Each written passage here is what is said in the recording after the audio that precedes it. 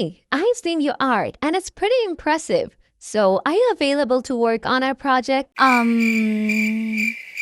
I would love to do that. Great, so this is what we want. There you go. I hope you like it. I like it, but the colors are a bit weird. Oh, you don't like the colors? So, do you prefer any specific color And pattern? also, the art is a bit boring. Can you make it more interesting?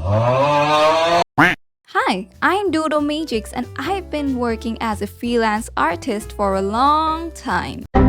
Okay. In this video, I am going to discuss how to start your journey as a freelance artist and also pros and cons about being a freelance artist.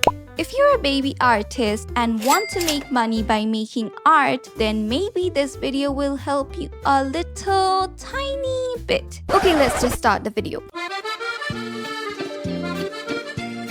How to start your journey as a freelance artist.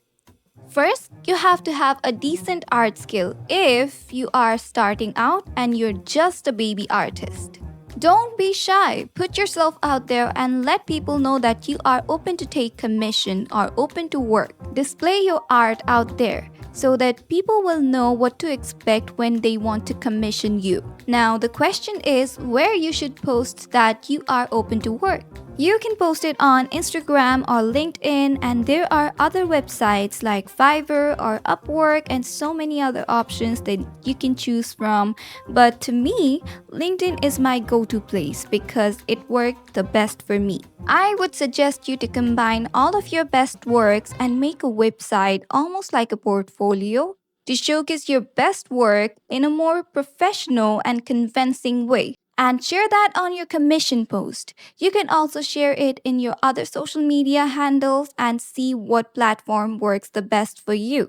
But Dodo, I have done everything that you have mentioned, but nothing worked for me. This doesn't work overnight. Of course, it takes time and patience.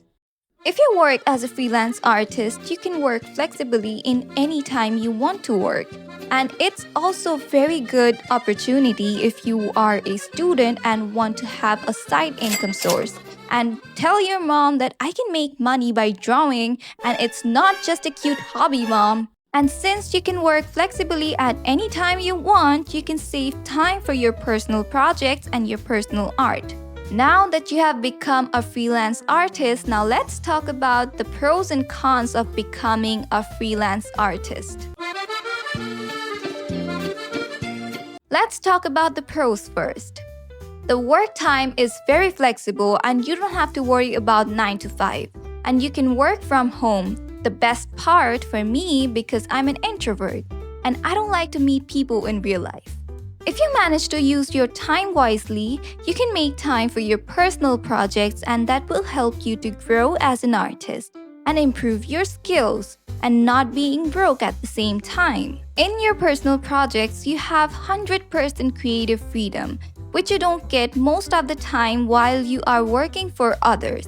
I will talk about it later in the cons. If you are a student and you don't have any professional background, you will learn how to communicate with the clients and handle projects, which will help you gain some experiences. Which means you are gaining experience and earning money at the same time. If you ask me, that's a win-win situation. That's 1,000 times better than a free internship proposal.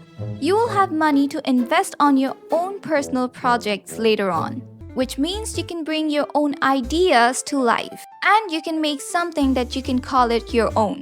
A little bit of life update about myself. I'm a university student majoring in computer science. I hate computer science, but I've always wanted to be an artist. Art has always been my first love, so I decided to make my own way. So I'm working as a full-time freelance artist beside completing my degree and trying my best not to drop out. In between that, I am working on my personal projects as well whenever I have time. And my short film is one of my personal projects.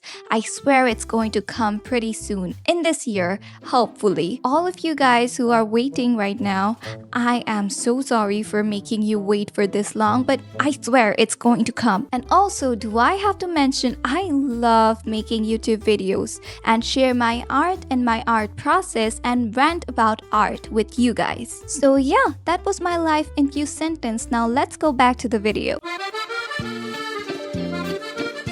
Like every single thing in this world, this also has some consequences. Since you are working on your client's project, you don't get enough freedom when it comes to artistic creativity. Most of the time, you basically have to follow your client's requirements and instructions. And sometimes it turns out very good, and sometimes it turns out quite questionable. Can you make the character's skin yellow and the outfit purple? What? You will rarely have any time to practice art for yourself, and we know how important it is as an artist to improve our skills. You have to make time to create art for yourself and have all the creative freedom that you need. To be honest, now that I'm working as a freelance artist, I sometimes miss those days when I used to draw just for myself to improve my skills as a baby artist. Since it's not a 9-to-5 job, it's a freelance job, so your monthly income might not be the same in every month. The amount of clients might be more or less, especially if you're just starting out. You might not get a lot of clients in the vacation time period, like January and December. It's good to keep that in mind.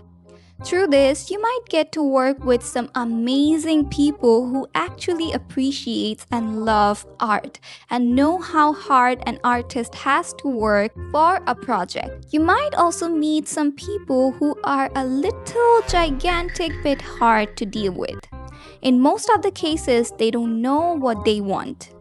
And sometimes they don't realize the difference between realistic and unrealistic changes requirements. Probably because the person is not from an artistic background and doesn't know how digital art works, which is totally fine and normal. You can always explain your process to your clients for better understanding.